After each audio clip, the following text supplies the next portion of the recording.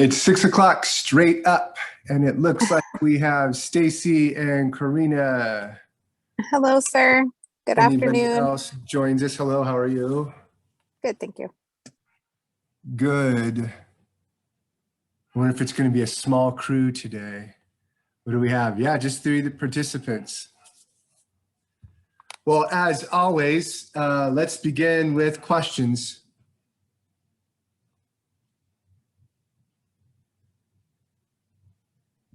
I believe this is the week that we have our service, right? Or person or of service, being of service. Week 5. Yeah, I mean, you Okay. started earlier if you wanted to. That's why it was in the advanced planning folder in the Moodle header. Okay. Officially, this is the week that you're supposed to be like, The paper and everything. Yeah. I just wanted to make sure I recently started attending a church here in Delano, and they have a food pantry. I've been participating probably within this last month. Is that okay that I do my paper off of that? Yeah, I think that would be fine. If you could just get somebody, like whoever the overseer of that ministry is, to sign off that you've done 6 hours. Because that's a part of the, I think there was something in the instructions that talk about, in fact, I think there was a form that came with the instructions. Does that ring a bell? Correct. Okay, yeah. So are you able to do that? Find somebody to sign off on that? Oh, for sure. Okay, yeah, that should be fine. Yeah, a food pantry is exactly the kind of stuff that we're looking. Oh, one of the things that, to clarify though, we would prefer it if you had some interaction with the population for whom you're giving food. And the reason why I say that is it's possible for them to just have you come to their food pantry and sort a bunch of food, but you don't really get to interact with the people that you're helping that much. If push comes to shove and you can't do that, fine. I realize that it's hard to find service avenues right now, but really we would like you to have some interaction with the population you're serving if that's possible. Yes, it is. Once I've checked in the cars as they're arriving, and then there's other times where I'm putting the food in their actual cars and just communicating as they're waiting and stuff. Oh, okay, yeah. That's exactly awesome. Fantastic. Yay, that fits the bill. Any other questions before? I just have one thing I want to go over with you this evening.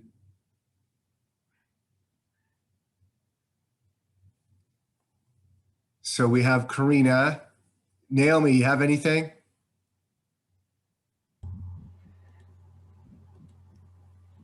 Hi. No. Hi. Not really. Okay.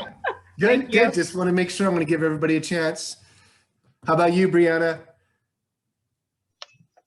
I was just going to stay on after class and maybe we can discuss my grades if that's possible. Oh, yeah. Okay. So after we officially wrap up, I'll stay on, you stay on, and we can go over those things together. Okay. Yeah, but other than that, oh, you know what? I did have another quick question. I'm a little behind, but one of the assignments I noticed I wasn't able to upload. It was the upside down kingdom analysis paper. Oh, really? Okay. It was saying something about the dates, and it was saying from last year. So I don't know if anybody else had that same issue or if it was just me. All right. Did anybody else that's here right now have any issue with uploading their paper? I haven't completed mine yet. Okay. If anything, I can yet. just I haven't email completed it. mine yet either. Yeah. Okay. I will be uploading mine tonight, so I wouldn't even be able to answer. My apologies. Okay, no problem. What I'll do is after I'm done with the class, I will jump online and look behind the scenes and see if I can identify any variable that would prevent you from uploading. Okay, because the dates were saying 2020. Yeah. So I don't know if that makes any difference as far as like. Because even though the due dates are not up to date, unless that's not going to prevent you from uploading unless it's enabled, and I don't enable them. But maybe somebody did enable them, then I'll have to go and disable them, or I'll reset the due date, one way or the other. That shouldn't, unless that's the issue. So I'll have to go check that, and we'll see what's going on. All right, thank you. You're welcome. How about you, Stacy? I was just really confused with the whole the partnership, those assignments. And I don't even know, like I would go on to the assignment and I couldn't see, like, mine said group A, and I'm like, I don't even know who group A is. I don't know.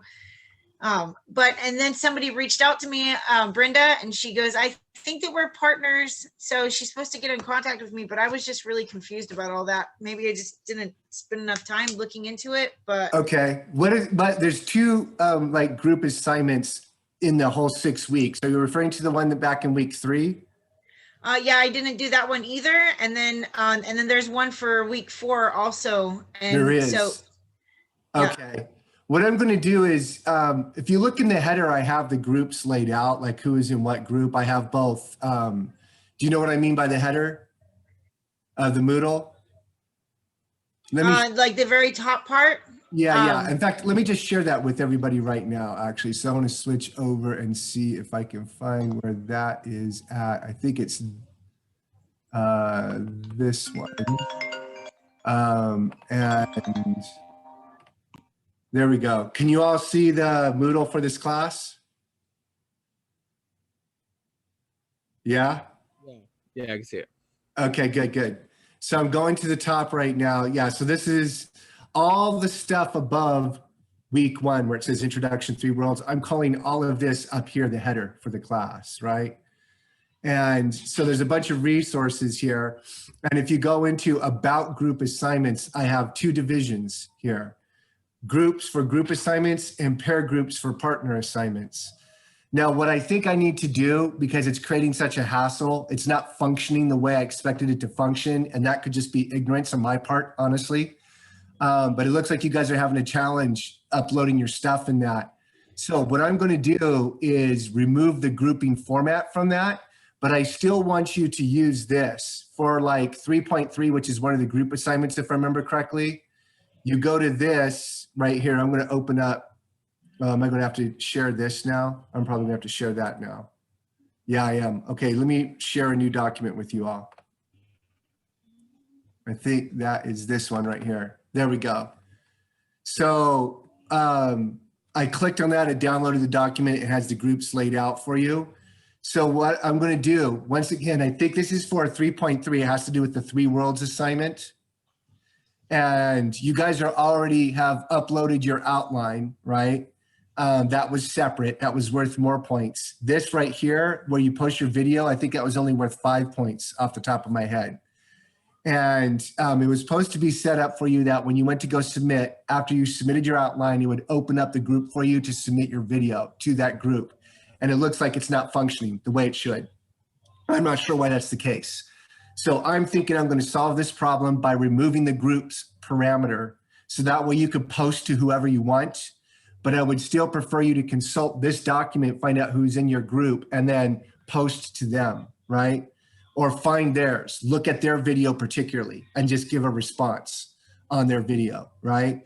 So you still use this group thing, but you go find those people. And it will be structured just like a regular forum where you can post to anybody, but I want you again to consult this and post to the people in your group. It won't force you into groups anymore. The same thing with the pair group assignment in this week. It was supposed to be pair groups, if I remember correctly. Let me bring that up real quick. Get rid of that. I'm going to go back to sharing. Here we go. So now we're back in Moodle. Here's the pair groups partner assignment. If you click on that, that's going to download. That's opening right now. I'm going to stop sharing this item here, and then I'm going to screen share that item, which is right here. So there's the pair group groupings. Again, that assignment's not going to force you to post in a group because I'm going to remove the grouping parameter. So you independently, voluntarily have to find the person that's in your group by using this document and just go post to them directly, and they'll post back to you. So I don't know what's going on. Moodle's supposed to do that for you. It's not. I can't figure out how to make it do that. I've always had problems with these pair group assignments. I think pair group assignments are a good idea, or group assignments are a good idea when it functions well. When it doesn't function well, it makes students scratch their head and get frustrated. And of course, I don't want that. So this is my workaround for that. You let me know if that works. And if not, I'll figure something else out. But I'm going to make sure nobody loses points because of, structural issues or some kind of technological problem, or because I don't know how to set up a program well. No one's going to lose points for that reason. Okay. Perfect. Any other questions? Thank you for explaining that. Sure. Okay, if there's no other questions, I'm going to go back to Moodle. And what I want to look at with you all, is it this one? There we go.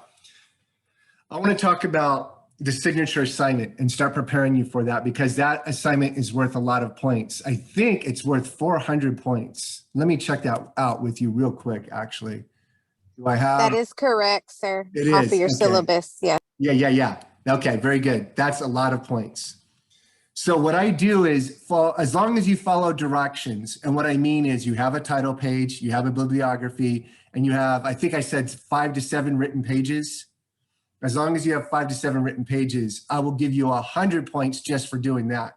That means I'll grade you on 300. It Right. says, it says 6 to 7. Is it 5 to 7? Okay, 6 to 7. 6 to 7. I just didn't remember off the top of my head. So 6 to 7 pages, 6 to 7 written pages. That does not include the title page and the bibliography. That's kind of a default that you should know in the context of a university, but inevitably I always find 1 or 2 students who didn't seem to understand that. And when they hear 6 to 7 pages, they think that includes the bibliography and the title page. It does not. 6 to 7 means written, what you're actually writing, the content of the essay itself. So that's the first thing I'm going to say. Secondly, you meet that criteria, I give you 100 points, and then I grade you on 300 instead of grading you on 400. So that 100 points acts as a buffer. That's the reason why I give it to you, right? So that way, my assessment for that, whatever you do, it doesn't swing your grade as much, because I don't like the fact personally that the Bible department makes this signature assignment worth 40% of your grade. That is a lot. I think in biblical perspective, they only make it worth 30% of your grade, right? And even in that context, what I do is I give like a 50 point buffer, sometimes a 100 point buffer. I can't remember off the top of my head, but I still give students a buffer in that context. So keep that in mind as we go forward. You have that buffer, just make sure you follow my directions to get that buffer. If you don't, that might create problems. I'll reach out to you and we'll discuss it after that. Okay, now the question is, what are my expectations for this? So you could see I have the expanded rubric right here. Again, this is in the header of the Moodle, and it says signature assignment stuff. You click on that and you're going to see this page. And the 4 options that you have is, first, expanded rubric and expectations for signature assignment. Then you have 3 examples. One, I created myself, the brief example. I was acting like a student. I made up my own scenario. That scenario doesn't exist. I made up my own and kind of just demonstrated how I would think through a hypothetical case study, right? Doing a Jesus kind of thing. Then I got 2 student examples, one about church move and another one about where to work. And of course I removed the names of the students and put like John Smith or something like that.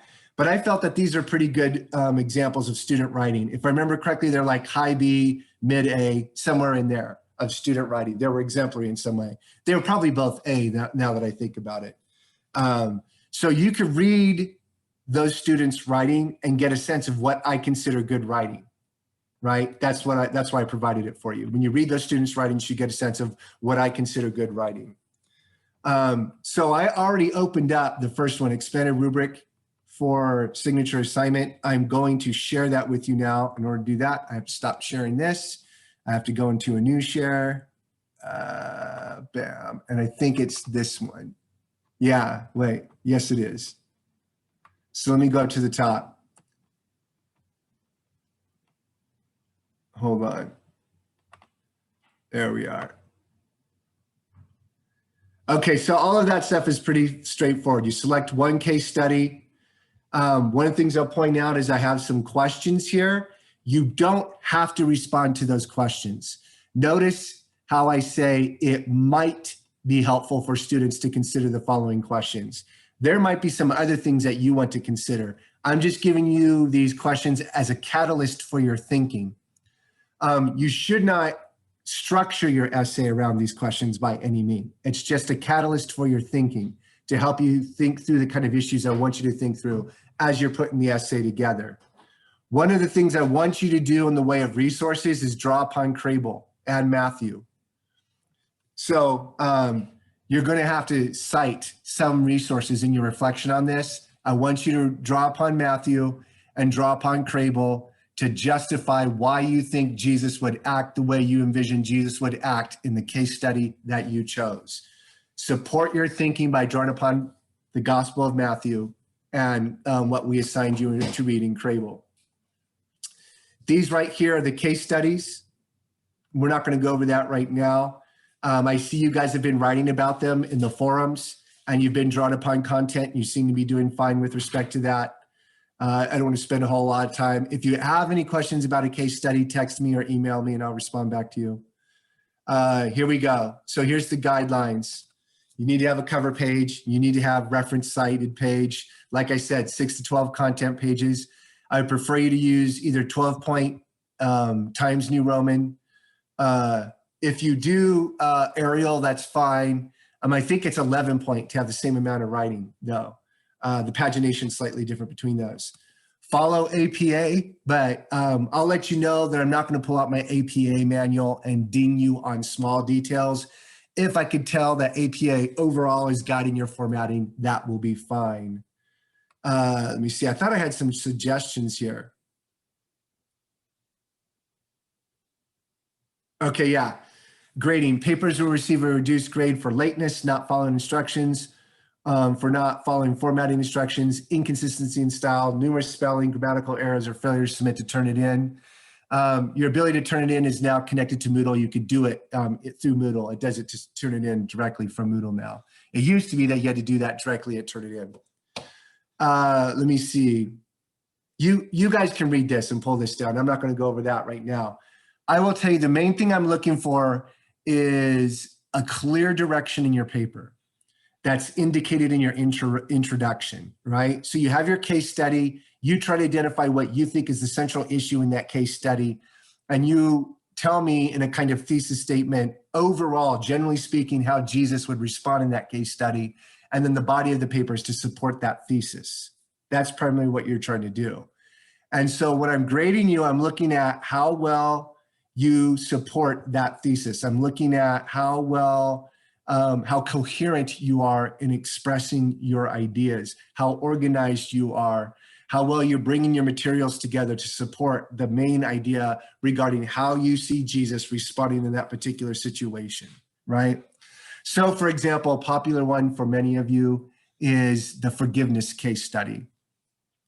I will say this, you don't want to just tell me that Jesus would want the people involved to forgive one another. You want to demonstrate to me what it would look like for Jesus to take all those involved in that case study through the process of forgiveness and reconciliation. Because each person that was affected by that adulterous affair, because that's what the case study is about, the children are going to be affected differently than the wife, or maybe it was the wife that cheated on the husband, whatever it is.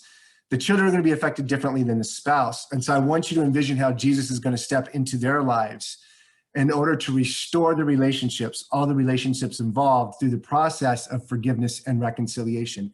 So there's a process there that you need to demonstrate and express to me, and not just say 101 different ways that Jesus would lead them to forgiveness. I think that part's kind of obvious.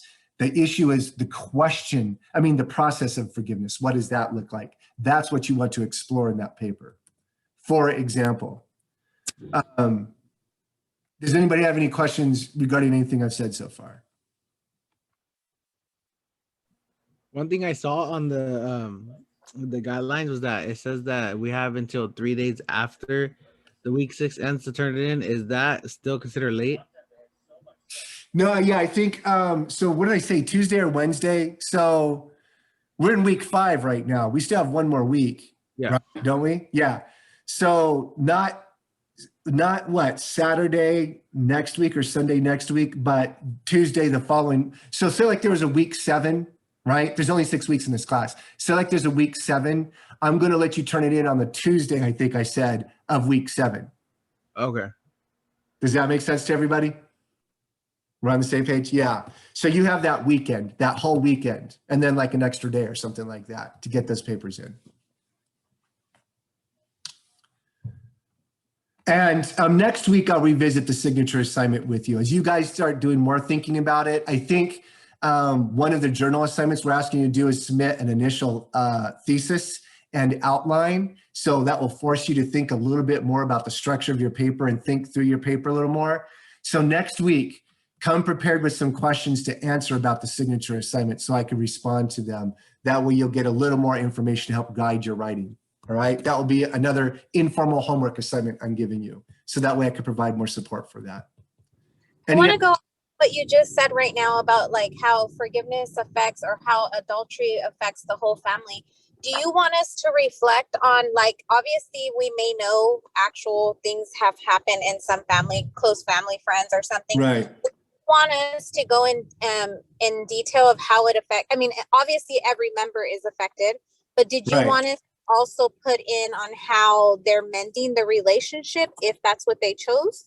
Yeah, that's the main thing, is you want to go into, you know, obviously you want to do that in an anonymous way.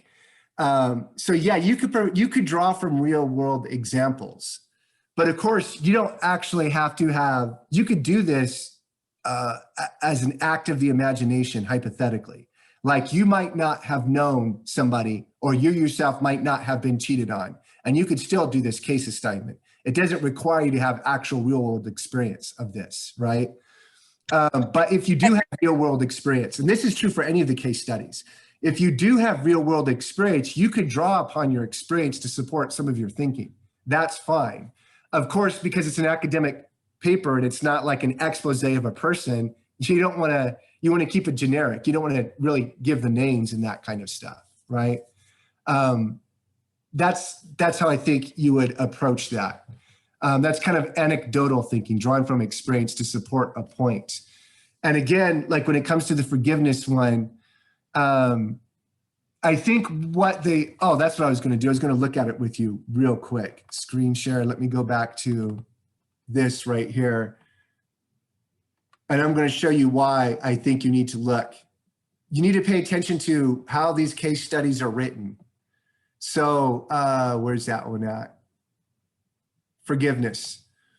So there it is. One of your parents, family members, friends have been caught cheating with another person. She asked for forgiveness and desires to work through the problem. How would Jesus respond?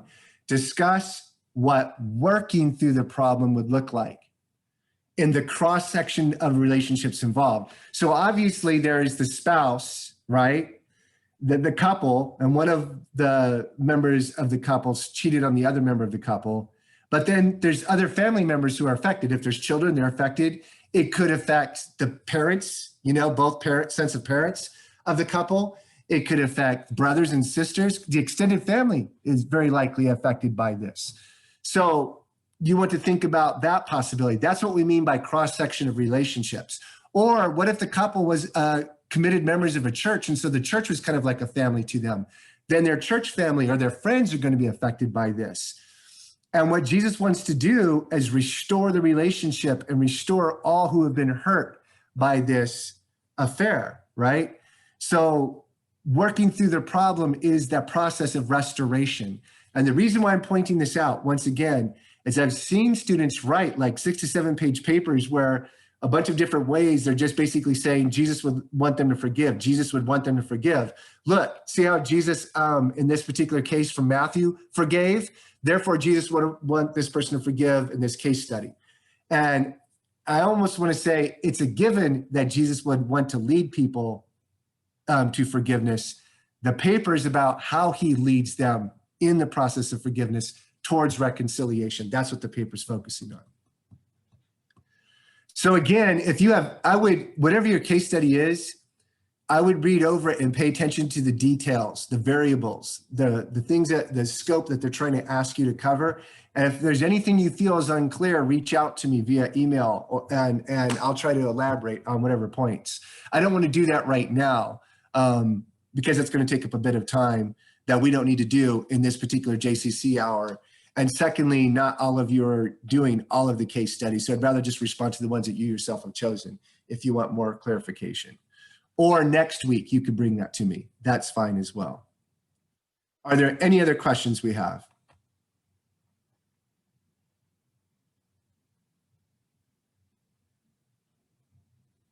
Okay, that's good. That's been the JCC hour. Actually, only a half hour today. I forgot, I'm staying online because somebody wanted to speak to me afterwards. I'll still be here. Bye. Thank you. You're welcome. See you next week. Yes, see you next week. Thank you. Bye, Naomi. Bye. Hey,